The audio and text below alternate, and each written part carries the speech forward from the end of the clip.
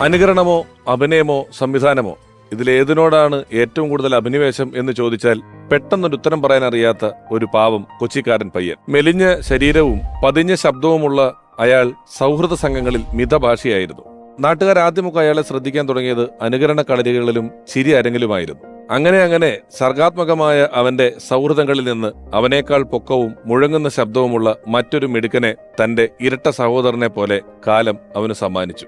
അവരൊന്നിച്ച് അത്രകാലം അവർ കയ്യടി നേടിയ മിമിക്രി എന്ന ഒറ്റയാൾ കലാരൂപത്തെ ഒന്നിലേറെ പേർ ചേർന്ന് നിരന്നു നിൽക്കുന്ന മിമിക്സ് പരേഡിലേക്ക് ജ്ഞാനസ്നാനം ചെയ്യിപ്പിച്ചു. ഒരു പുതിയ കലാരൂപത്തിന്റെ തലതൊട്ടപ്പന്മാരായി അവർ മാറി. ഫാസിൽ സ്കൂളിലെ ചലച്ചിത്ര വിദ്യാഭ്യാസത്തിന് ശേഷം മലയാള സിനിമയിലെ ബോക്സ് ഓഫീസ് റെക്കോർഡുകൾ ഓരോന്നോരോന്നായി അവർ തകർത്തെറിഞ്ഞു. പുതിയ അധ്യായങ്ങൾ എഴുതി ചേർത്തു.